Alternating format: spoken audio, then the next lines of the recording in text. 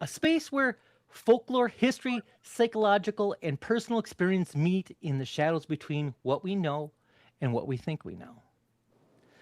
I'm your humble host, Gabriel Von Graves, and tonight we're joined with two other individuals.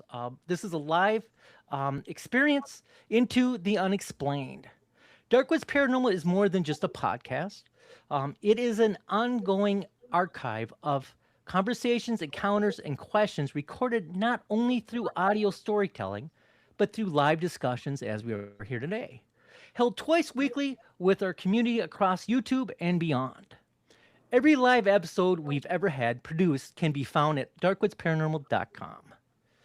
We're the where this project continues to grow as both a recorded and a dialogue. This show is produced by Unbox Media LLC, a creative and consulting firm that works at the intersection of media production, structured storytelling, and practical business insight. From podcast development and content creation to professional documentation process refinement. In brand presentation, Unbox Media focus on clarity, taking complex ideas and making them understandable, usable, and interesting sometimes. And tonight's conversation is very intentional because before we talk about sightings, before we talk about evidence, before we talk about belief, we need to talk about something else first. We need to talk about projection. Before we go any further, we need to talk about something that sits in the center of each paranormal discussion. Whether we acknowledge it or not, projection is psychological. Projection refers to the mind's ability to impose meaning, patterns, or expectations into an ambiguous stimuli. The human brain is a pattern recognition machine.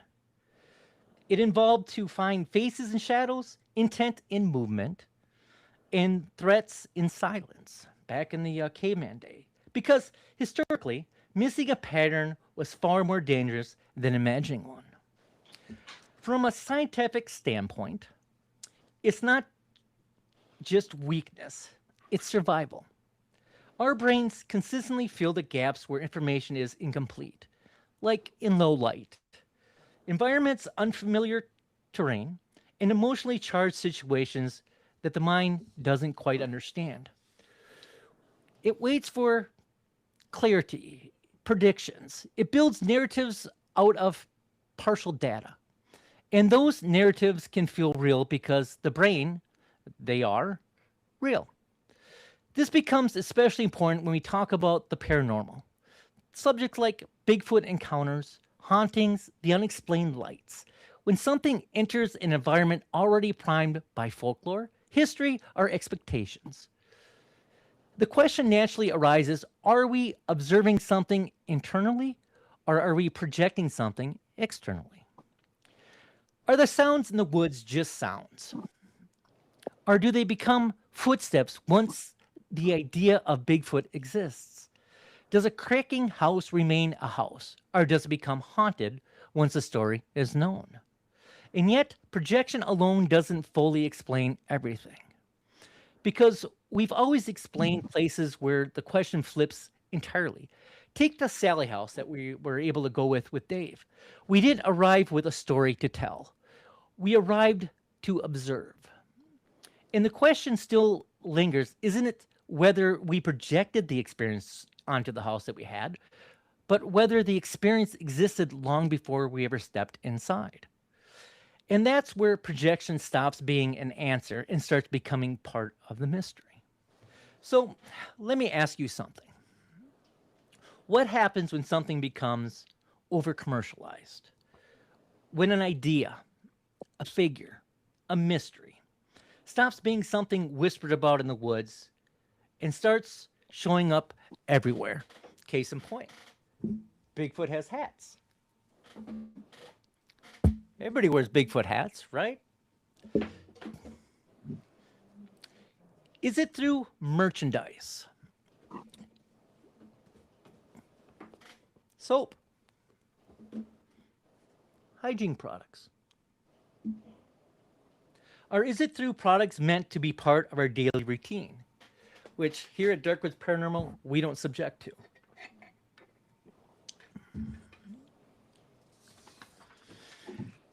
Hygiene products, branding, familiar names wrapped around an unfamiliar idea. Or maybe is it something as simple as a tumbler on a desk, or a character stamped onto everyday life. Bigfoot, Sasquatch. A figure once associated with isolation, fear, and the unknown, now marketed as approachable, even friendly. So the question becomes, at its core, what is it?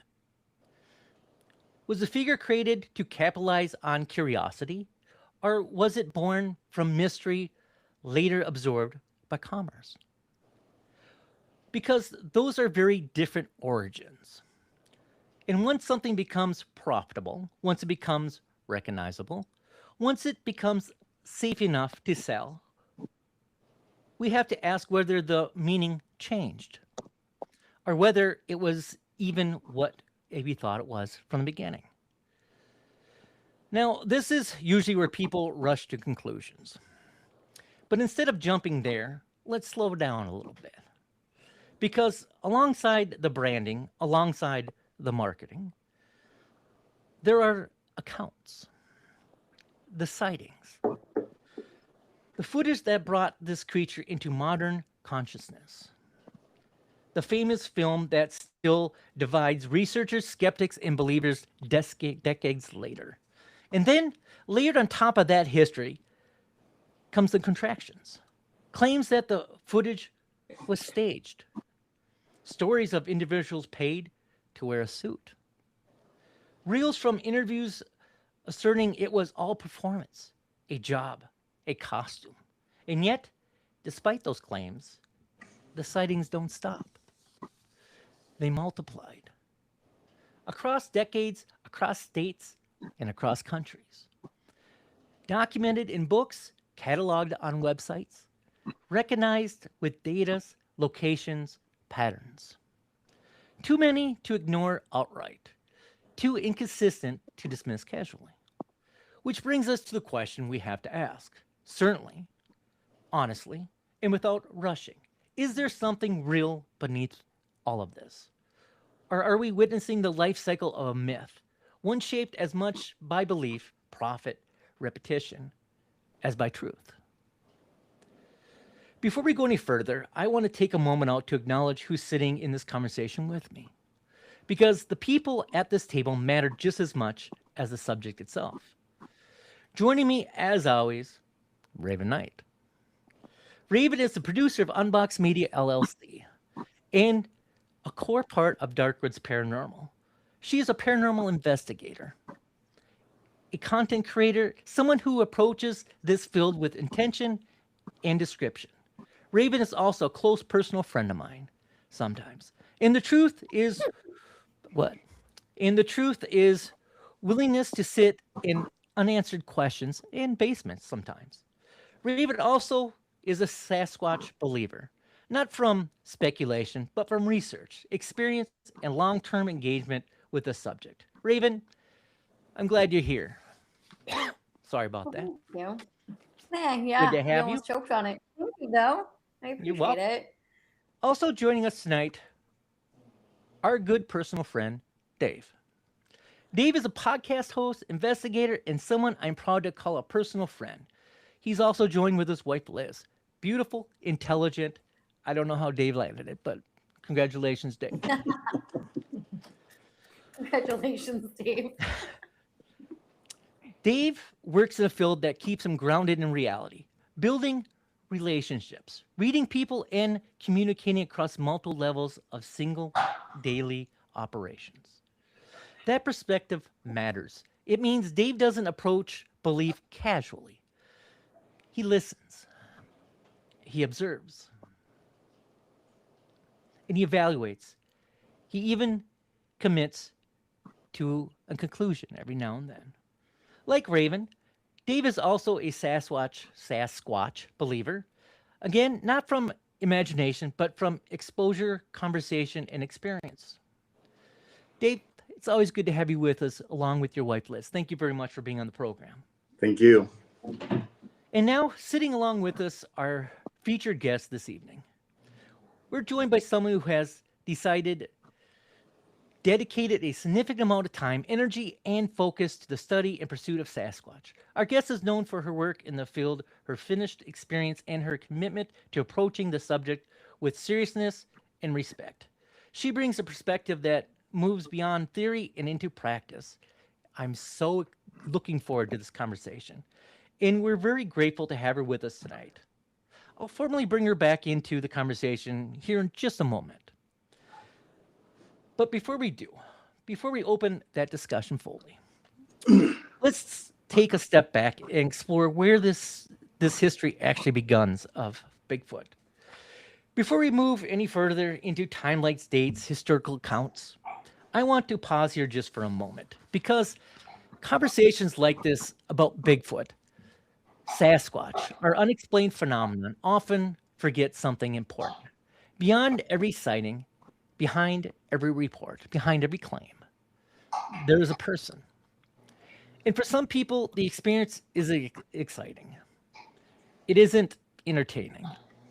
It isn't something they went looking for, like my own personal encounter with Bigfoot. For some, it is unsettling, disruptive, deeply emotional. Imagine living somewhere remotely, land you know, woods you've walked your whole life, a place that once felt safe and familiar.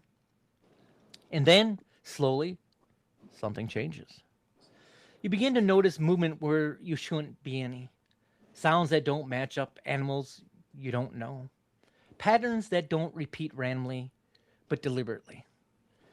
You tell yourself it's nothing. You try to rationalize it until one day you can't. Because what you experience doesn't feel imagined, it feels observed. And when that happens, when the unknown enters your daily life, it can change how you sleep, how you think, how you see the world around you. This is the space where many experiencers live, quietly, privately, often alone and isolated. And it also where our featured guest tonight comes into the conversation. For reasons of privacy and respect, we're going to refer to her simply as Janet. Welcome, Janet. Hello. Janet has lived in Kentucky in her family uh, property. About 20 years ago, she moved back to her family farm. Land seems known intimately. She seems to know intimately. She studied anthropology in college and has had a long lifetime interest in Bigfoot, not as a folklore, but as a subject observing serious through her studies. Since returning to her land, Janet has spent years researching the phenomenon and conducting her own field observations. And now, at 75 years old, which she doesn't look, she's chosen to share what she considers an extraordinary and deeply personal story involving a particular Sasquatch and what she describes as an ongoing presence near her home. Extremely fascinating. For Janet, this isn't a tale told for intention. It's a story crafted not for shock value. It's something she lives with.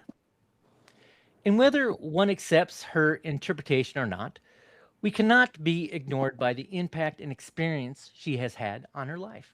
Tonight, we're not just to judge the experience, we're here to enjoy it. We're here to listen because belief doesn't always begin with certainty. Sometimes it begins with something that simply refuses to go away. There's one more place we need to acknowledge before we move any forward tonight because it keeps appearing in these accounts whether people expect it or not. When individuals report encountering with Sasquatch, a lot like my own personal encounter, the experience often doesn't exist in isolation. Again and again, it overlaps with something else lights, orbs, unexplained paranormal phenomena. In some cases, people report glowing spears moving slightly through wooded areas. In others, lights that appear that observe, respond, or disappear just beyond reach. And along that, paranormal elements that don't quite fit neatly into a category or another. Unexplained sounds, rhythmic knocking of wood, movement without visible sources. That's definitely something I've experienced myself here. My own encounters were the subject of just something I didn't want to admit. I saw it in the woods. It involved orbs, intention knocking, and sensed that whatever was present was aware of me. And it wasn't aggressive, but it was very observant. And the patterns matter because whether the same combinations of experience show up across different people, different locations, or different decades, it forces us to ask a question simply. Not just what is being seen, but whether we've ever really looked at it the right category to begin with. And that brings us to tonight's conversation. Because the experience you're going to hear about all look the same, but they share threads that are different, and we can't ignore that. Janet, before we continue, I just want to say again how much I appreciate you being here with us tonight. And thank you for taking the time to join us. But I'm going to ask for your patience just a few moments longer because I want to save the heart of this conversation for last. And I want to say that before we go any further, because it's important, not every experience connected to the phenomenon is frightening. Not every encounter is negative. Some are unsettling, some are confusing, and some are surprisingly human. Tonight, you're going to hear two different perspectives. One that carries tension and uncertainty, and the other that ends somewhere unexplained, somewhere calm, even positive. Dave, you've had a first-hand experience of your own, one you shared with your beautiful wife, Liz. Would you mind, in your own words, telling us about your experience? Well, sure. As you know, was with another podcast called Chumming with the Spirits. We have podcast friends like yourselves, and obviously I think more of you guys than just podcast friends. You guys know that. We were invited to go to Arkansas to do on a little investigation where Bigfoot has been seen on this property a couple times. This couple have seen it, and they wanted us to come down and look. And Drunken Cryptids was the podcast that invited us down. Now, go back a few months, I had Carter Bashard on my podcast, Chumming the Spirits. He's written 5 books about Bigfoot. He's even got castings from Monkey Mountain here, probably 15 miles from my house, and of the handprint and a footprint. He came on, and he was very emotional about the whole experience that he had as far as gifting and things that he's seen popping out of different portals. I just love the guy absolutely because I've been infatuated with Bigfoot since I was a kid.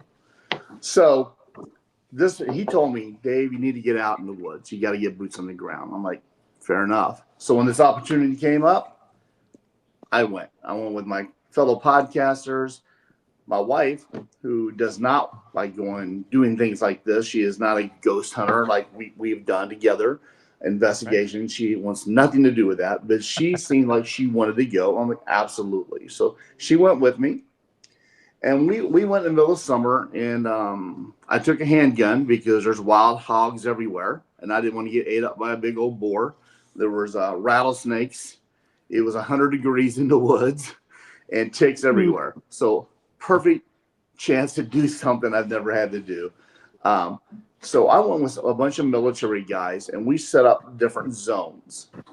And my wife, she stayed with the owner's wife, one of the owners, and on the front porch, which was home base, where Larry, as we know, as Parachum, was there as well. He was going to go monitor everybody's call-ins, and so we had it really set up in little zones. So we did that all day. And I'm losing liquid out of my body. I'm sweating, and I'm having a great time. Like, this is great. I never want to do this again, but this is great. So it gets nighttime. So we go back, and as soon as it turned night, it just completely changed. The whole atmosphere changed. Not only could I not see in front of my face, but it just seemed thick with something like a presence. And I wasn't sure what it was because being a seasoned ghost investigator, I've had those feelings like going up the stairs and couldn't go any further. Raven, you know what I'm talking about. Um, so we were in the woods and I had a night vision camera with me, and we saw some eye shine in the woods. They saw it, and I'm trying to capture everybody, and it's pitch dark. I'm tripping over rocks, hitting the face with branches. It's been crazy. So we come up on the road, and I have the camera. As I bring the camera around for a split second, and this is what my mind can tell you what I saw because everything is gray and white in this vision camera. I saw something rather large, about, I would estimate 80 yards down the road, by a tree that went over the road, do one of these, like it peeked out, and it looked really large. And I'm like, hey guys, I saw something. And the policeman that was with us, because I saw something too. I go, what'd you see? And he goes, well, I saw something run across the road. I go, no, that's not what I saw. I go, this is what I saw. He goes, I saw that as well.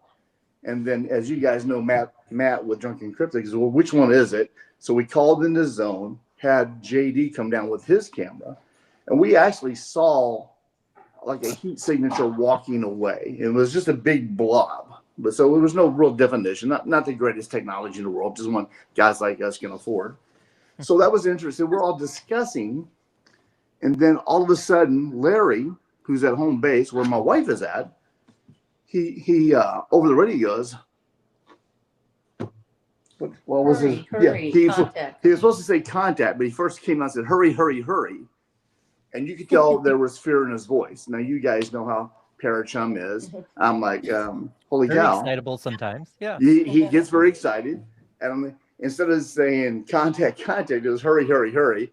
And then he said, contact, you need to hurry up. Well, the owner grabbed his gun and ran right toward the front. And the policeman did the same thing. And I'm looking at Matt, and I'm like, I'm not going to run in the dark, but my wife's up there, so I probably should get up there.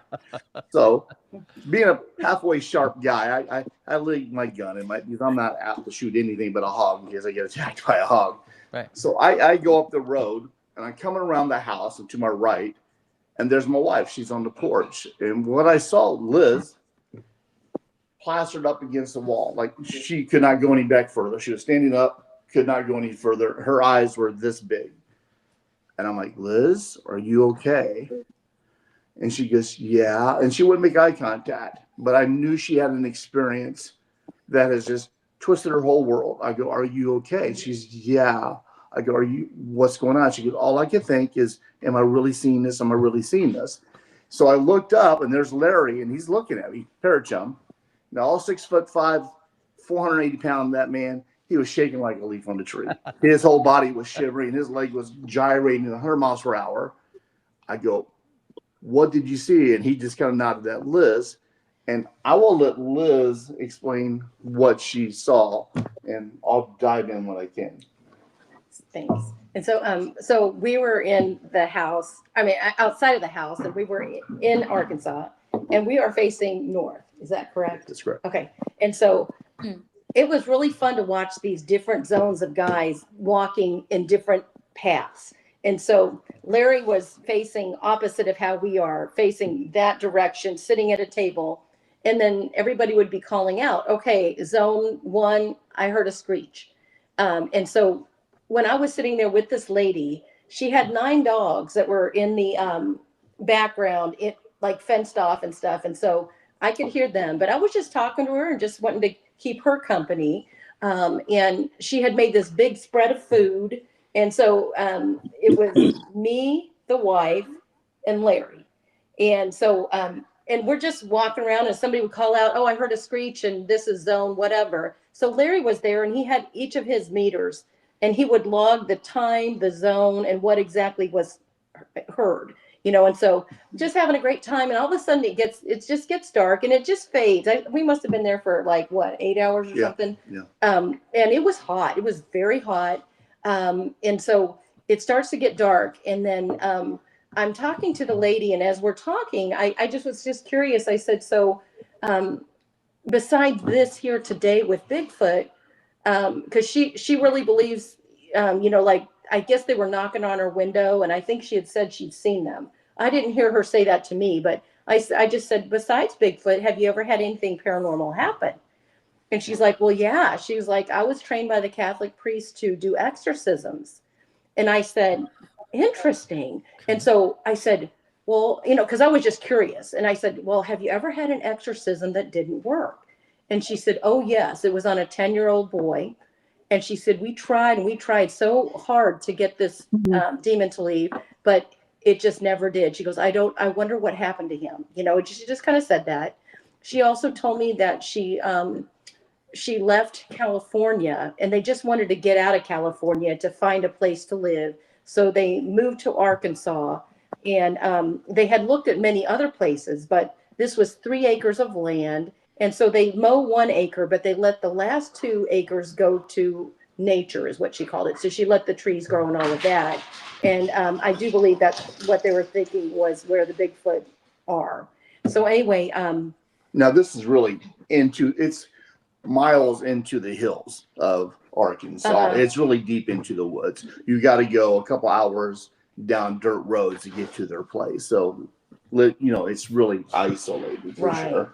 So, go ahead. Sorry. So I'm talking with the lady, and then it gets dark, and then all of a sudden she's sitting where Dave is, and all of a sudden she's going like this, and she's looking like back and forth, and she's up and down, and I'm like, I said, I can't remember her name, but I said, are you okay? She's like, I see something. She's just going like this, and so I'm like, huh. So I get up and I'm looking like this, and I'm like, oh my God, and I see something too, and so I said, oh my God, I was just like freaked out that I saw it. And what it looked like, it was 9 feet tall. Raven, do you happen to have the picture that I drew? She's going to put this up, the shape of this. I was not sure if anyone could see it on here, and it's not very look great. good at all. Oh, it doesn't look good. I know. yeah, we can't see it, but photo that's to download. okay. So this thing is 9 feet tall. It is proportionate. First of all, I wasn't expecting to see anything, at all. I was just there to talk and just keep the lady company and just sit on the front porch and mind my business. And so when I see this thing is like 9 feet tall. It is it kind of goes like this, and it's proportionate. I can see that there is arms and legs, and it is walking towards me leisurely. You can't really make out a face or eyes. It's all gray, but the gray is kind of doing that thing where it's like the predator, like it's kind of shimmering a little bit. And it's just coming towards me, but it's doing it leisurely. It didn't come like real fast or aggressively, or it didn't like look at me and all of a sudden come toward me. It was just walking this way. So Larry hears me and this lady talking and freaking out. So all of a sudden he turns around because he wanted to see what was going on. He puts his pen and his walkie-talkie down and he spins around, and he's going like this. And all of a sudden, I don't remember him saying, hurry, hurry. I just remember saying, contact someone. And so that's when everybody, from the back, except for Matt, I think is the only one I didn't see. The husband runs up with a gun. The policeman comes up, and they're all freaked out. And then as soon as they have their flashlights up like this, whatever I saw was no longer there. It did not go, it didn't disperse, it didn't retreat, it was just not there in the light. And so I'm like, wow, at the time, unfortunately, I wasn't thinking of recording anything because I didn't think I was going to experience anything, because I was just there to hang out and see what they're doing. So I didn't record it, but I do believe Larry, when he got over there, he took his phone and recorded something. But anyway, I was afraid. I was afraid just because I didn't know what the heck that was. In my mind, I did not think it was a Bigfoot, because in my mind, I thought Bigfoot were like what you see on TV, like really brawny, and their arms are longer, like disproportionate or whatever, but they're bipedal, they stand upright, but they're real husky, they're real big. And so this thing was not that way. It looked very, regular. So when you told me that it disappeared, I go, what do you mean it disappeared? She said, as soon as the flashlights hit that area, it was gone. And I looked at Larry, and he's nodding his head. I go, Larry, tell me what you saw. And he said, what Liz saw. And And I go, where'd it go? And he goes, it vanished. I go, what do you mean it vanished? So it ran away. He goes, no. I go, so it went to sideways and backed up. He goes, no, it was just gone. So that was my first Bigfoot in the woods, having a blast. And Yeah. I can tell you it changed her role because I could tell how she was acting that night. And I do know 2 days later, she texted me. She goes, I'm in. She goes, I love that. I'm hooked on this. So I thought that was kind of fun. And then I think that whatever I saw was also the same thing that Dave saw that kind of peeked around. Possibly. Because that was very tall and it was gray. So I think it was this. I think they were like, they must have been in the property. If it was, then that was probably 300 yards away from what I saw to 15, 20 seconds to what she saw. So something ran 300 yard, that fast. And, I don't know. Or unless if it is true, they do go in different dimensions and they can do that. Then if that is a possibility that they have that, I don't know, but it could be. But I do know what I saw peek at the tree like that, and it did look rather large. Yeah. So. And I know that I did see it. It wasn't like imagined. And the other two people with me saw exactly what I saw. I just don't know if I know that it was not of this world. I know it wasn't human. And I just don't know. I never knew that a Bigfoot could be gray. So if a Bigfoot can be gray and thin and tall, Or whatever that shit. yeah, whatever it was, yeah, that's what I saw. So that was basically our experience. That was interesting. So for a ghost investigator, it was fun. I just wish I could have seen it. Yeah, That's fascinating. Thank you, Is guys. this I something that appreciate that. did you guys ever believe in? I mean, I'm assuming, just assuming that Dave has believed in a Bigfoot or big feet. I don't even know. You don't call them big feet. Bigfootsies. Ever since I was a kid. Big Ever footsies? since. Yeah, I totally believe it. Bigfoot before? But then now, Liz, this was your first time doing something like this. Did you believe in this? Did you think when you went onto that property, did you think you were going to experience that night, or honestly, I did not think I was going to see a Bigfoot. I just thought it was going to be kind of fun. But I believe in my mind that they believe there was Bigfoot there. You know what I mean? Like the owners of the home. I believe whatever they're experiencing did happen, and they believe it. But I just kind of wanted just to hang out, and I had no idea I was going to see anything. And then I do believe that Bigfoot, it does exist just because of Expedition Bigfoot. I don't know if you've ever seen that show, but I used to watch it all the time. Yes. Oh my goodness! Yeah, They're actually right across from us at KC Paracon. So yeah, I spent half my time over at Russell Cord's table talking to him. Yeah. I found him a fascinating man, being a ranger for 15 years in the Army and then being a survivalist and what he does. I'll be honest with you. I wasn't sure if I wanted to go. She talked me into going. She goes, you have to do this. I said, it sounds real to me. She goes, you really need to go. If you ever want a chance to really see a Bigfoot, you better go. Because everything I was hearing sounded like it was real, and so I didn't think he was ever going to get another chance to see something like that. We didn't know it was going to happen the way it did. But I do believe that whatever you saw peek around the tree, I mean, that's something that you experienced. But, it was in such a split second. I can't say exactly what it was. All I can tell you is what my mind in that couple seconds rationalized what I was seeing, if that makes sense. What it looked to me like something very tall, do one of these behind, like a peek around real quick. And it was like that. It was quick. So that's my rationality, what I saw. It could have been anything. It could have been a big owl out doing this. I don't know. But and then the other thing that was interesting is my perception, because I was not familiar with the area. I thought this Bigfoot was like 50 feet away from me. This thing was like, when we like the next day and we measured everything and we found, I think there was like a circle that was in the grass. There was a circle in the grass. Was there a footprint? We didn't. Well, the ground was so hard. There was no footprint.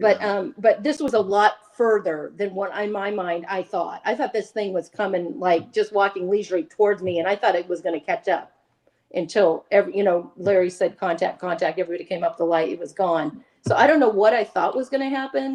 And next time I know if something like that happens, go in the house. But. I just didn't know. I was just like, I can't believe I'm seeing this. Yes, her whole world changed. It was. I've wild. never seen her act that way before. Yeah, it was crazy. Yeah. Anyway, so that's very cool. Thank you for telling us that story.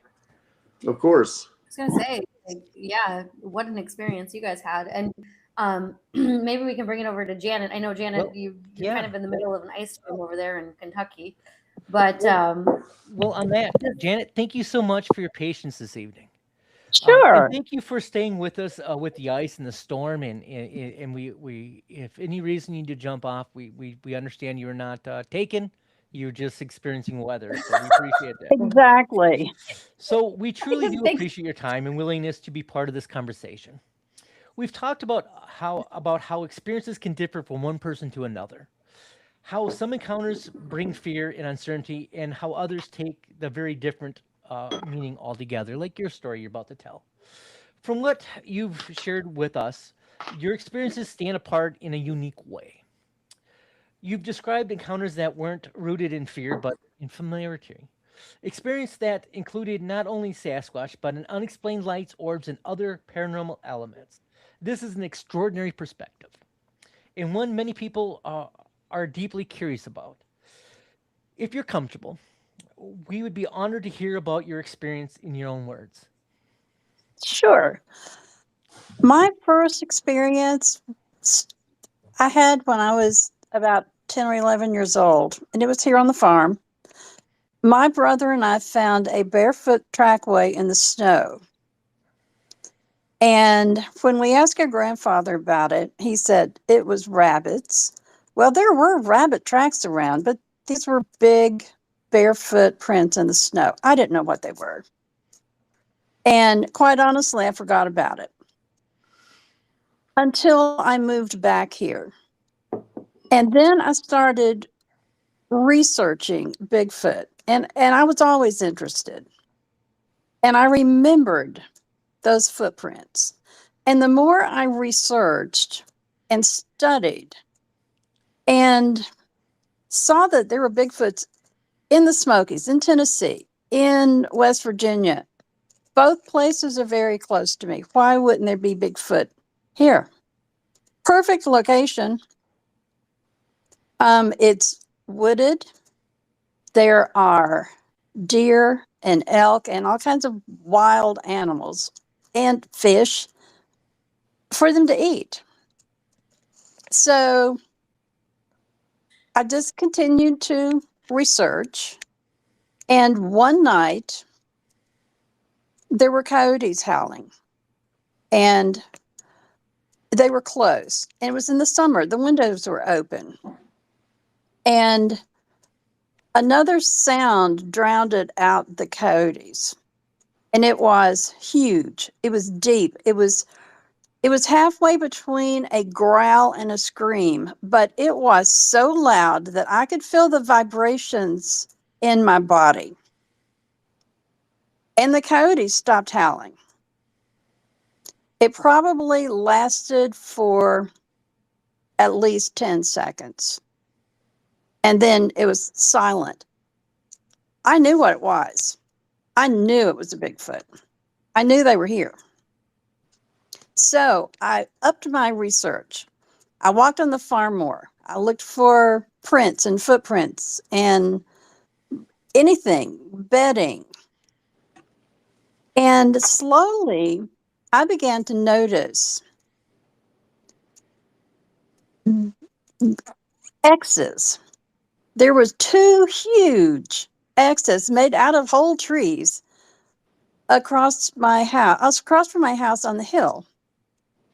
And I began recognizing wood knocks and sometimes whoops and other animal noises that did not sound quite like an owl or a coyote that I think were the Bigfoot too.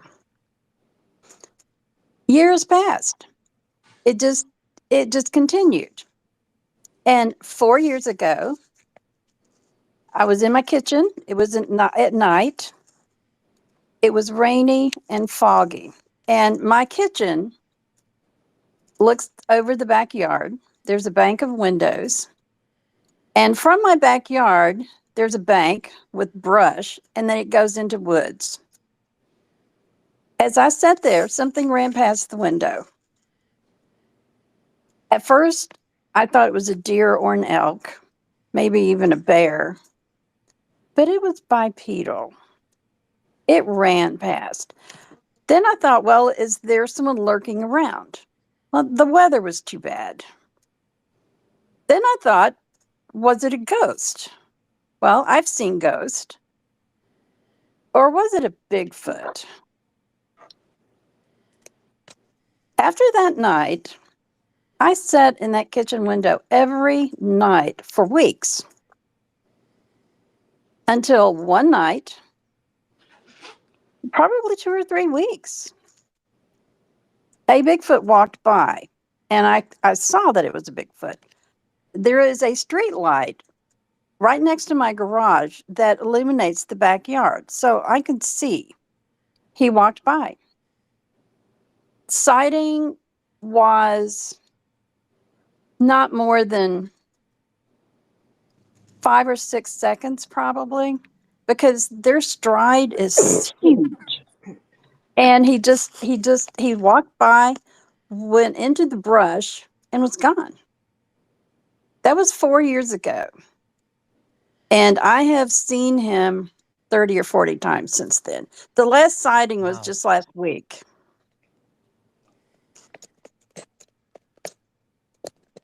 Wow. That's amazing. First of all, so the last sighting was just last week. Was it the same? Is it always the same thing that happens? Is it always like, he's walking by a window, or he's just out in the yard, or like, I feel like there was a couple of other instances where you saw him. It is always the same thing. He comes from the same direction. He walks across my backyard and into a brushy area that goes up on the hill where it's wooded. Now, I have seen him in the summer. I was in the yard watching for, I think, a moon to come up. And I did see him in the yard when I was in the yard with not a window between us.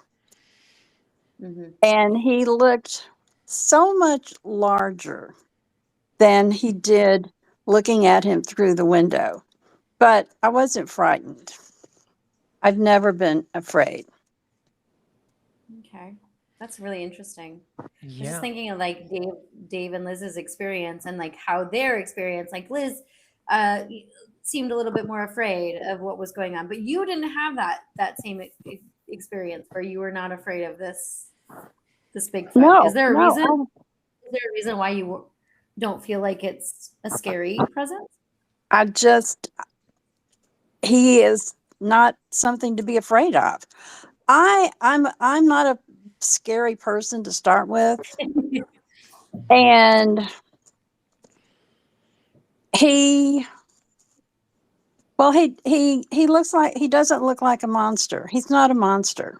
I know a lot of people are afraid when they see him and they say, oh, it's a monster, but I don't feel that way. So you 2 years ago, during the Aurora event, mhm. he walked past the window. And when he walks past the window, it's 10 feet away, 10 feet from the window. So it's close enough to see him. He walked slower that time and looked in the window at me. And that's the first time I had seen his face. And he's not a monster. He looked like a man. You said that you've been on this property. How long has your family been on your property? Since the 1700s. How long do you feel that Bigfoot has been there? I think that there's a family of Bigfoot, and I think they Yeah. have always lived here. Without getting into graphic detail, you can obviously tell it's a male. We've seen videos of the female where they show, the bumps are where they are, and this was definitely a male that you've seen. I just assumed it was. Okay. I know. I mean, I I had only seen him. I've only seen him from the side. Okay. What makes you think that there's a family? I'm very interested in that. Have you seen different sizes, or do you think for it to be that there for that long, it would have to have maybe had a structure in place, like a family? Yes, I do believe that it's a family group that lives here. And yes, I have seen another Bigfoot with him, a smaller one, a female carrying a small child. Oh wow. And we it's mind speak. It's a hard thing to understand and even think that it's possible. But he started talking to me this summer. Through telepathy. And yes, it's mind speak. It just the his words just pop into my mind. As he walked past one night, he said, "My family." And these words just popped into my mind. And behind him was a smaller one, and then carrying a young one. Huh. I was too shocked to say anything then. But the next time I saw him, I spoke to him, mind speak, and I said, "Thank you for showing me your family. Was that your mate and your child?" And he said, "No, my sister and Huh. her child." Okay. Then I asked his name. I said, "My name is Janet. What is your name?" And he said, "Umber." What was his name? Umber. Umber. Okay. Umber. Okay. And then I said, what is your sister's name?" And he said, "Ibea." And the child's name. And the child's name was Leaf. Hmm. So this was English that, through telepathy. Um, do you believe it was English or was it just translated where you just kind of knew? I have no idea. I have read other reports of mine speak, and they say, okay, they say that they speak to you in their language, but you understand it in English. Okay. Yeah. But they understand English and can speak English. Okay. So does the gentleman that you keep on seeing, does he have a mate? For him to maybe have a sister, then I'm assuming, uh, I mean, has this been a generation for them on your family's property, just like it's been generations for you? I think so. Okay. I don't know if he has a mate. I asked him one time if he was the leader, and he said, "No, my grandfather." Wow. So do you think Very your interesting. parents knew or your family knew and they told you bunny rabbits so you wouldn't become curious until you're ready? Do that sounds kind of, makes sense. Old old timers here in the hills knew about Bigfoot and just accepted them as a different tribe of people, Hmm. just mountain people. Okay. Sure. Okay. I think my grandfather probably did know about them, but my parents, no way. They would never have believed anything like that. So do you think I the well, region you live in, do you think they're protected and that's why people don't speak to about them too often? They're protected on my farm mm-hmm. for sure. That might be why they're still there, like if they feel like they're safe on your property, which makes sense, that might be a reason why you're actually even able to still see them and communicate with them is because they feel like you're a safe space where some other places might not be. Just a thought. Yeah. I want So to say, like, with the mind speak thing, though, that's pretty interesting. Have you ever had that experience in anything other than a Bigfoot? You know, when you No. talk to people who are mediums, they have that. Sometimes they have that ability right. to do that. Yeah. So I was just curious as if you've ever experienced that No, otherwise. no, never. And then if we look at it another way, a lot of people that have extraterrestrial encounters, which we can talk about as well on your property, Janet, but uh, those who have extraterrestrial encounters actually do claim that they have telepathic communication Hmm. with aliens when they're abducted. So that's really interesting. Do you think that there is a correlation between Bigfoot and extraterrestrial? I do. I've seen I've seen many strange lights on the hillside that I think they live on. And I have seen orbs in conjunction with seeing the Bigfoot. Not every time, but just sometimes. So you've seen lights and orbs. What is the difference between lights in the sky? Is it just illumination versus balls of light? Is that what you're seeing?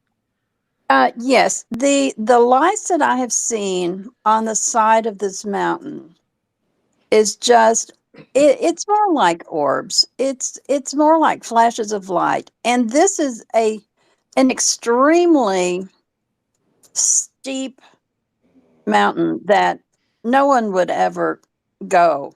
And it's riddled with caves. That's why I think they live there. Okay. Because the safety, caves, you can be hidden during the day. Do you ever see them during the day? Are they just coming at night? I mean, how does that work? I have never seen them in the daytime. I've seen them at all times of the late evening, dusk, and various times in the night. But I also think that he's a watcher, and many times I have seen eye shine on the hill above my house that makes me think that he's a watcher, that he watches over the farm. Like a protector, kind of. Yes, I feel that way. So, Dave, we've had a lot of discussions about, and that's fascinating, by the way, Janet. It's Dave, amazing. we've had many conversations about uh, Bigfoot. Must be, you got to have some questions, man. With your experience and with your investigative mind, you've got to have questions, man. Well, yeah, I don't want to interrupt your No, podcast because you please guys are do. doing a great job. And No, please Janet, do. she's saying a lot that there's been a lot of history of people seeing orbs around Bigfoot and UFOs in the sky and telepathy, mind speak, if you will. Hmm. I've heard that so many times and so many different stories. I absolutely love this interview, Janet. Thank you so much for coming Yeah. on and sharing this. I'm really overwhelmed, and So am this I. is great. Um, and Oh, thank you. well, and part two of that is because our friend Gabriel was at my house a couple of weekends and stayed a weekend with me. Went out and did some investigating together, if you will. And I'm really trying to let him know that Bigfoot is real. So I played the Patterson Gimlin film for him, explained how that suit can never been made back in the day, Hmm. and then Right, I hit the Sierra Sounds. right. And when Matt's jaw hit the ground, Gabriel's jaw hit the ground, like that's what I heard. I go, yeah, you know those lights you saw, the orbs? He goes, yeah. I go, yeah, that's hand in hand with Bigfoot. And then we talked about how Bigfoot can mimic other animals and even Yes, voices. So this is really big for me to watch my friend Gabriel, my dear friend Gabriel, who I love like a brother, accept that Bigfoot is real. That is possible that my friend has had a Bigfoot on his property, taking chickens and pigs. So, on your property, I'm assuming is it a hobby farm or was it a farm at some kind? when my grandfather was alive, it was a full farm. Okay. We were completely self-sufficient. Cattle, hogs, garden, orchards, everything. Now there's just there's some cattle, but that's all. Okay. Well, can I ask a quick? How big would you say he is? How tall would you think this Bigfoot is? And do you know what color he is? Is it a reddish brown? I'm not trying to put words in your mouth. I'm just asking. I think he's either dark brown or black. Like I said, I've only seen him at night, but there is a door at my garage that he walks past, and I think he's at least 9 feet, maybe more. Wow, that's incredible. Almost as tall as you there, Dave. You know? Janet, how much would you estimate that Bigfoot weighs, the one that you've seen? I have no idea. He's huge. I don't know. Is he 400 like pounds. broad-shouldered? Huge, broad shouldered. His legs look like a tree trunk. Yeah. Wow. That's awesome. That's awesome. He's huge. Why do you think he Wow. passes by your garage? What reasoning do you think that is? Is it so he can start the introduction of you guys communicating Interesting. I think maybe. Sure. What do you think, Dave? That makes sense, doesn't it? Absolutely. Plus, it's probably a great path that he likes to travel. It's a clear path for him to go. Right. And I'm just guesstimating. And Yes. I guess I want to follow that up with, have you ever thought about gifting, like leaving apples out there for him or anything like Oh, that? you know, I had forgotten to mention that. I did start gifting as soon as I heard that first sound that they made. I started gifting. And sometime after that, I started finding glyphs in my yard. I had a gifting stump, and the glyphs would appear around the gifting stump, and it was usually star shaped, or sometimes just an X. Okay. But the glyphs were very intricately made, Yeah. woven together, Yeah. sticks and branches of all different sizes. I'm going to use my friend's words. I love that.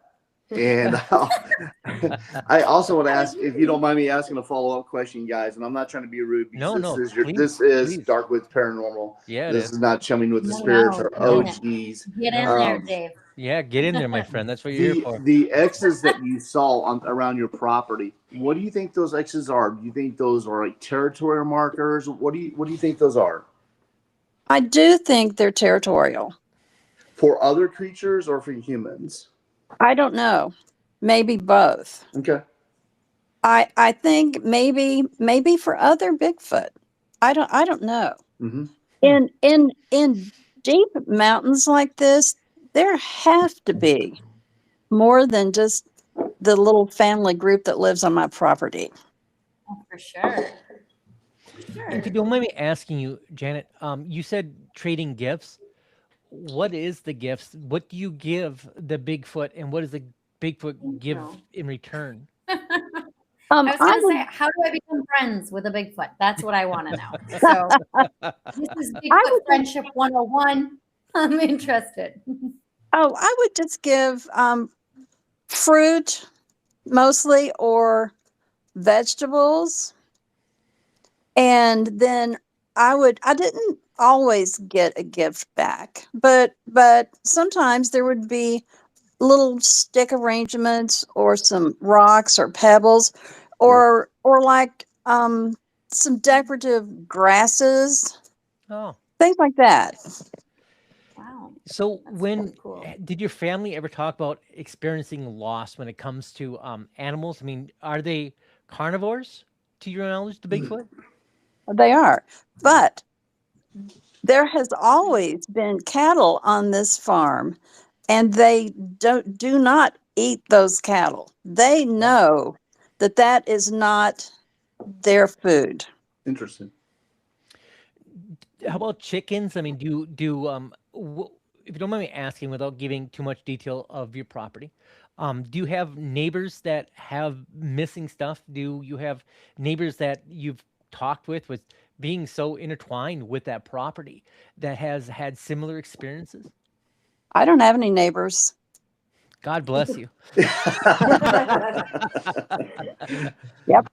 That's a life a lot of people would like there, Janet. Just letting you know. So I this, know. so it's never been alarming to you, to my understanding, correct? No. Have you ever tried to walk to try to figure out where their homestead is, or do you have like a respectful boundary that you don't even try to cross? I couldn't even get to that hillside to start with. It's on the other side of the creek Mhm. that runs through the property. I couldn't even get there if I wanted to. Some But of the Go ahead, I Adrian. just think that's where they live. Some of the folklore, to my understanding, and Dave, please jump in at any time. It comes from native folklore, isn't Yes. that correct? And Yes. whether it be a shapeshifter or something that was, oh, what word am I looking for, Dave? That they would create either to harm or for protection. Do you believe that there is the creature could it resonate from a prayer circle from native land, or do you think that it could be something like a skinwalker that does mimic shapes? What other encounters have you had on your property? You did mention orbs. What side of the paranormal have you ever experienced? Whether it comes seeing shadow people or feeling, I think the human body, I think, is a very strong instrument. I think it's capable of feeling things that are not normal. And I speak for you, Raven, and you too, Dave and Liz. When something is happening and it's not normal. So, what experiences have you had that your body tells you this something's going on that just isn't right? I have ghosts in my house. You have ghosts in your house? Yes. I love you, Janet. That's you have Yeah. So, Bigfoot and ghosts. so my next Yep. question is, when are we invited? Because Yes. I Oh, mean, holy cow, Janet, this Actually, is we're this is on like our Disney way. World. okay. I'll But tell one. It's my favorite little ghost story. That's please, that's please. quite bizarre. we love this. I started having the light in my closet come on Okay. by itself, and it would come on and off at various times. And I was getting really irritated with it. And finally, I took the light bulb out of the light, and don't you know that damn light came back on? Really? The light bulb Yes. itself or the light in the closet? I took the light bulb out, and the Okay. light in the closet came on. And I went completely just berserk, yelling at him, screaming, I'm sick of it. I'm sick of it. You're going to have to leave. If you don't stop doing this, you have to leave. And it never happened again. So it was obedient. You took ownership of your space and it was successful. I did. Fantastic. After I calmed down, I said, I will live here peacefully with you, but you have to stop this or you have to leave. And I've never had another problem. That's fantastic. So, and you said your family's been on the property since 1700s. Um, in the Appalachia, how do you say it Yeah. again? Appalachia. I say it, yes. Okay. Well, you said it much more eloquently than I did. You sound good. I sound like I just practiced once. So that's fabulous. That's Um, fair. That's fair. is there any history of any folklore on your property that you've been told that you care to share or that you know about? Indian burial ground. Okay. Saying Okay. that, it was Wow. that's actually That's Jim huge. always steps in with these questions where I was like, listen, I'm pretty sure if I remember right from Janet's property, there was an Indian burial ground. Right. Yeah, elaborate a little bit. Well, Elaborate a little bit more on that. that's just a story that has been passed down in the family. I don't know that it's true. I think it is because they're on the back of my farm. There's rock overhangs, which we call rock houses. And we used to find all kinds of arrowheads and pottery and things in Wow. these. So I know that there were Indians in the area. Okay. That's Wow. how did you win the lottery? That's awesome. You have Bigfoot, you have Indian burial grounds, paranormal stuff. You won the You are the paranormal like the gem lottery, in our Janet. field, just so you know. You really Okay, are though. and there's one other interesting aspect too. There was also a Civil War skirmish fought in the meadow here. Oh, wow, that's Oh awesome. man. That's Of course, amazing. What can you tell us your about house that? has all this energy, I all the really energy. I don't know that much about it really. I just know that my grandmother used to tell the story that passed down from her mother, I think, during the Civil War. And there was a skirmish, and there was a soldier left there. He just left. He was left. They took care of him until he died, and he was buried in the family cemetery. You have a And family cemetery on the property too. yes, Dave, I'm lost of words, man. You got to continue for me, man. I don't even know. This is even know. fantastic. I tell you, I have it all. You Yeah. do have it all. I do have it all. I think we know Okay, who's turning on and your light in your closet. Yeah. that was crazy. And I live alone. That's awesome. I was gonna Wow. say, I listen, by really the for time that I me, get Janet, to my have you car and lost of drive there, words, I don't know. Sorry. yeah, you have a lot of words. Yeah, That's weird. I don't even know. But by the time I get in my car and drive there, the ice storm might be over. Yeah. So I might be on my way as soon as we're done here, Janet. Oh, wow. Wow, Janet, this is Liz. I have a question. Have Yes. you ever thought about putting up like cameras or anything like that just to get like a picture of Bigfoot? Just to show or just to have as a picture? No, I would never do that because that's the way that you get rid of them. Yeah. Oh, And I would never do that. Feel like they'd be violating the trust you have. Exactly.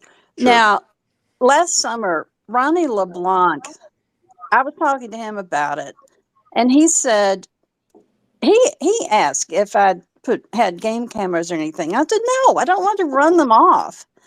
And he said, "Well, have you thought about taking his picture?" And I said, "No." And he said, "Why don't you ask him if it's okay?" oh, that's an Now, idea. I have not done that. And I don't think that I will. I would Right. not want to violate the trust that we have. Would you be comfortable asking Bigfoot like where did your family come from or where did you come from? Oh, yes. I would ask him that. I try not to overwhelm him with questions when I do talk to him. Yeah. Now, my daughter was very interested in how old they are. So I asked him one time how old he was, and he said that they don't judge age that way. He said you're young, you're grown, and you're old, and that's it. Okay. It seems like kind of makes like a sense. peaceful way of keeping math, I think. It It really it, does. it is. It really is. That's And if you think about like any other animals, I mean, other animals besides humans don't probably, don't go over a year or 2 years old, whatever. Like most animals are going to have that same thought process if animals can process thought Right. the same way. so, But Janet. If I may ask some questions, just because out of curiosity, a lot of things that are associated with Bigfoot sightings, if you will, um, there are smells, very musky, wet dog, that kind of thing. Is there any kind of smells or any kind of sensations that either come before or after sightings with Bigfoot? I have smelled the odor before, and that it's when I think that they were like watching me from the bushes. Sometimes I could smell them. Mm. And you said you did see one walked through the light, and you mentioned you saw the face. You said the face looks like a man. So is Yes, it hairy? Does it have a beard like me? Is it good looking like Dave? What? How does it look? he had a brown face. Okay. He does have a beard. He does not have hair on his face. He has long hair. He has deep set eyes, and he does not have that much of a conical head. Okay. Just slight. Okay. But honestly, he looks more like a man. Interesting. I have seen a few illustrations that look similar to what he looks at like, but most of the illustrations or AI that you see of Bigfoots, they have fangs and they look Over scary and exaggerated. stuff. Yeah. They don't all look that way. Yeah. Are you familiar with the Patterson videos? Am I saying it right, Dave? The original, the ones that we watched. Oh, of course. Does it look like that? He does not. No, he does not look like that. Okay. What would He be has if you go ahead, man? he has long hair. That Patty had shorter hair. Now I Okay. think that Bigfoots in different locations look different. I agree with that. Yeah. Absolutely. Kind of like Not the Yeti. exactly subspecies, but they're built for that environment or however their body is structured for whatever their environment they're in. Right. And Yeah. that makes sense. I agree doesn't with it? that. Yeah. That makes sense. It really does. Think about the Yeti. I mean, no. 100%. Right. Is there Janet, any can other? you Go ahead, you Liz. do a example of what the tree knock sounded like? Like, what did it sound like to you? Honestly, it sounds just like a baseball bat Hitting the tree. hitting a tree or hitting a big crack of a baseball being hit. That's exactly what it sounds like. Is Do you it think they're singular? actually hitting the tree with a stick, or do you think that's them popping in and out of different dimensions? Because I've heard Could it be both ways. either. It could be either. Okay. I do think they're interdimensional. You Yes, I have seen a portal here on the farm. Can yeah, you we I've explain actually, that I've to us, actually, please? I've Was that seen was that two, next to actually. where his path is? The portal? What? Was the portal near the path he walks? No, it's not. Okay. What did it look like, the portal? It looks just like every picture or every illustration that you have seen. It's wavy on the outside. And it's I had pictures of it, and I had pictures of all the glyphs and all the footprints. And last summer, my phone imploded and like burned up, and I lost every bit of my research. Oh, shame. And I was stupid and didn't back it up. When you saw the portals, Janet, could you see what's inside the portals? You No. described the lines wavy on the outside. It just looks dark. It's just dark. Okay, like a void. It does dark. Yes. Did you watch the portal implode as well, or did you just watch it developed? No, it was just there one day. It was just there. Okay. It was on the hillside across from my house where those large X's used to be. Interesting. Huh. Very interesting. Like I'm excellent. usually better with questions, but I'm just stunned that you have all this stuff going on. Right. I know it's amazing. It's amazing. I think that I have such an amazing story to tell. You know, Yeah. I want to tell it. You should write a book. Yeah, Janet, you need to write I'd a be book. happy to write that book if you'd like. I plan to. Okay. Write the book. Put the pictures in there. Maybe not the pictures of Bigfoot or the family themselves, but you can write this. You can sketch it or story and have something. Right, You could right. sketch it. Love that. So Janet, you did mention Wow. your daughter asked you to ask questions. Did your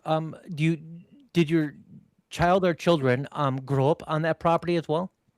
No, Okay. they only visited here. They visited here a lot when my parents were alive, Okay. and they had many experiences which looking back on were Bigfoot related, but they didn't know what it was at the time. Sure. Sure. And this my love of Bigfoot has influenced both of them because my son is now he's a paranormal researcher too. Nice. Yeah. A lot of I was good, gonna say, good, like, intelligent people did are. you So guys- you know. Did you before you moved back to your family property and had this experience? Did you believe? I know that you were kind of a believer in Bigfoot, but did you believe in all of these other things? Like, was this something? It doesn't sound like it's something that was completely new to you, but I'm just curious as if you know these I've things have always changed your I've perspective. always believed in it all. I've had a very inquiring mind, and I have been fascinated by the paranormal. So I believed it, and it was not shocking, any of it. And you never asked your parents about this? Oh no, they're both gone now, Okay. and they would never have believed anything like that. Yeah. And neither of them ever walked around on the farm like I did as a child. They weren't interested in the farm. My father was an engineer. He wasn't. He was a practical mind, Hmm. and they just would not have been interested. As a child, and you're walking around the property, did you ever see anything, or do you think the reason why you see it now is because you developed a relationship when you were young? I think maybe. I think maybe they watched me when I was young. Okay. And then when I came back, he chose to let me see him. He chose it. I love that. Do you have any feelings before you see this? Do you know psychologically you just get this sensation that hey, I'm about to see him. It just happens randomly. It does happen randomly, but my son noticed a pattern when there is solar activity or Mm. a storm front coming in. He noticed that I always had activity. I had always had sightings at those times. Then I started following solar activity, and I always have activity. Like I had activity, I had sighting last week when there was the high solar activity. Do you That's have very interesting. any UFOs on in your skies? Because to have all this going on in portals and paranormal activity, a lot of these things are interchangeable. Um, do you have UFO sightings? Okay, what do you think? I would guess yes.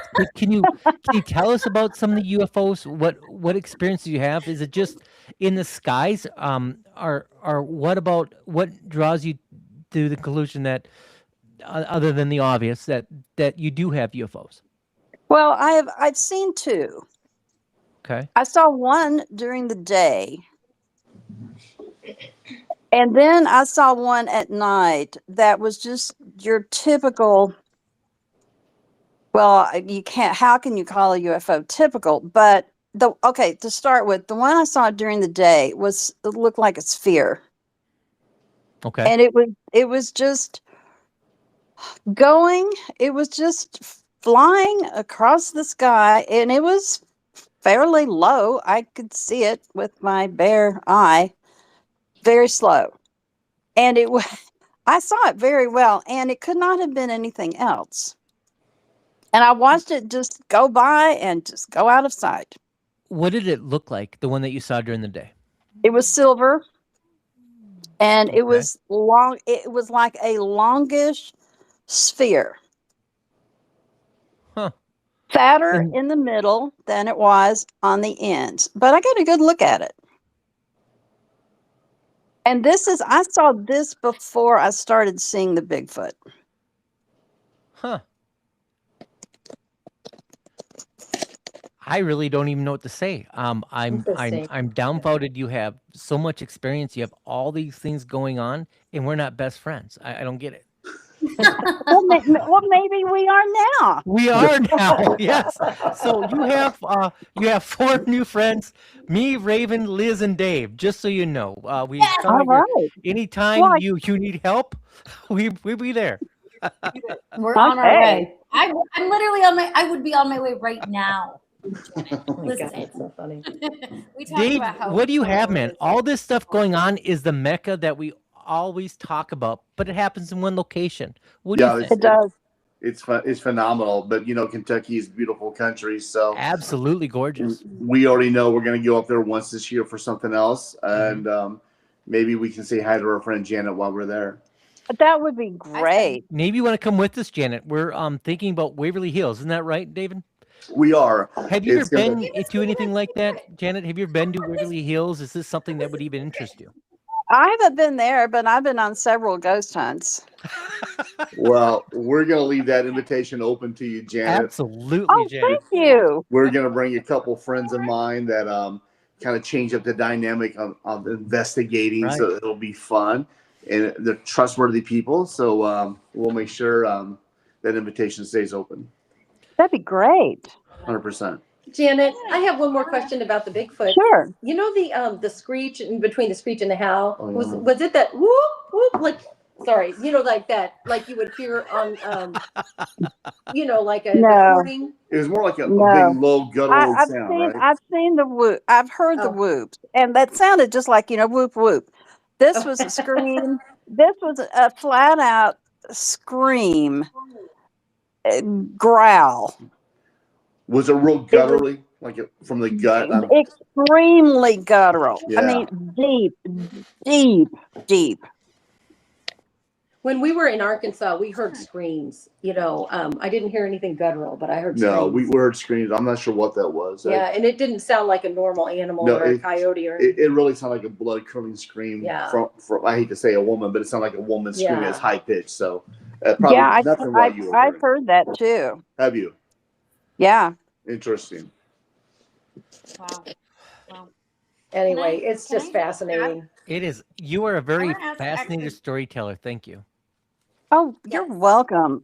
Like I said, I'm old now, and You don't Oh, seem wow. it at all. You don't even Janet. look it. I'm letting you know. You seem Well, I spunky, am and too, with so it, I it's all love good. it.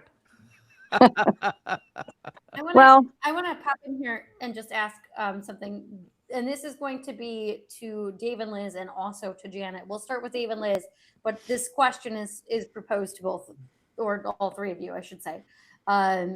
First of all, like, what has this experience that you've had with Bigfoot done for you? What have you learned from this experience, and then taken away from this experience?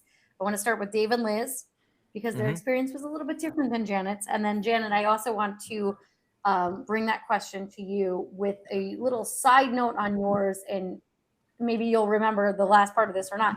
But the side part would be, what do you think that Bigfoot wants us to know, since you seem to have communication with him? But we'll start with Dave and Liz, and then go from there. Okay, thank you, Raven. And what it did for me is it, like, there's no doubt in my mind now. Like, before, I was like, does something exist?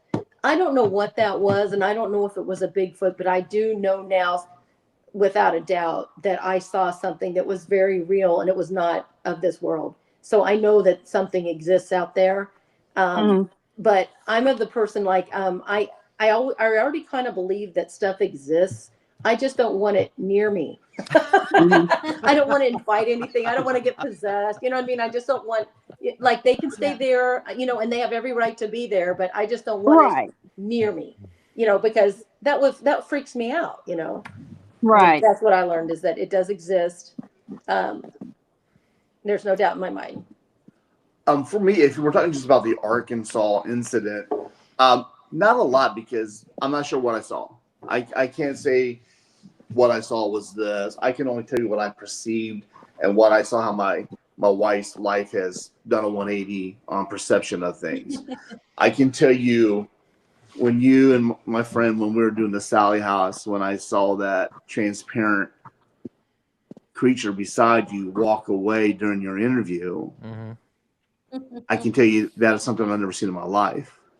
And when I saw a ball of light come out of Gabriel's front pocket and swim around the REM pod and around his face and go out the hallway and come back in, never in my life have I ever seen that. So, and I don't believe in orbs. Yep. So that, No, you don't. You did that as day. You used to didn't believe in that- orbs. that took me a couple of weeks of dreams I did not wish to have happen. And it put me off kilter. It changed my way of living. But, my whole life has been nothing but paranormal growing up, all the things that happened to me as a child. But to that, it just made me like, you know what? I'm not insane. Listening to your last guess on what happened to him, I'm like, same thing happened to me. Yeah. Oh, my gosh. Yeah. It was real. So I was real happy about that. So, no, it just made me feel like I'm not insane. I know what I'm talking about. Janet, did Okay, you see Janet. anything like shadow people? Or do you have any other She paranormal asked me events this there? other question first. Oh, my bad. She has Continue. to Just wondering with shadow people. That's all. I have not Take another seen shot. any shadow people. That's one thing that I've not seen. Okay. Okay, but Janet, what have you learned from your experiences with Bigfoot? It proved to me that they truly do exist, and they're just another group, a subspecies of humans. They're just another group just trying to live, Yeah, just like us. I love that. Wow, that's actually It's really Well, cool. I think it goes without saying, Janet, we'd love to have you back. We're running about an hour and a half, and you've been very decent with your time, including Dave and Liz. You guys both have professional lives, and we appreciate your time. Would you be willing to come back on the program, Janet, and discuss more of your encounters? Absolutely. Absolutely. love I that. love talking about it. I love that. yay. Well, I'm going to close out if you guys don't have any more questions, and then hopefully we can have everybody back on again. Love to. Fantastic. Well, as we bring Wonderful. tonight's conversation to a close, I want to leave you with this thought. What we explored tonight wasn't just a discussion about Bigfoot. It wasn't just sightings or theories or stories passed down over time. It was a pattern about how certain experiences across different people, different places, and different points in history continue to overlap in ways that are difficult to dismiss outright. Encounters that include not only sometimes seen or heard in the woods, but also unexplained lights, orbs, moments of awakeness, an experience that cross into what many would call the paranormal. We heard how some encounters are frightening, and some are confusing, and some unexpectedly are very peaceful. Thank you for that, Janet. And behind every one of these experiences is a person trying to make sense of something that didn't fit neatly into their understanding of the world before it happened. Like you, Liz, we appreciate your story. Thank you very much. Tonight wasn't about proving anything. It wasn't about convincing anyone. It was about listening. Because whether these experiences are rooted in something physical, something psychological, or something we don't yet understand, what's understandable is the impact it leaves behind. And sometimes understanding doesn't begin with answers. Sometimes it begins with being willing to sit with the questions. I want to thank Raven Knight for her steady presence in insight, Dave and Liz for sharing their experience and perspective, and Janet for her courage in joining this conversation, allowing us a glimpse into her wonderful, wonderful world. Thank you very much, Janet. Thank you. And everyone listening or watching, thank you for being part of this tonight and open enough to explore this with us. This has been Dark Woods Paranormal. I, of course, am Gabriel Von Graves, Raven Knight, Dave and Liz, and Janet. Stay aware, stay curious. Most of my friends do stay safe out there. If you guys would mind just hanging on as we close out, thank you very much. Thank you very much for joining us. Thank you, everybody. Thank you.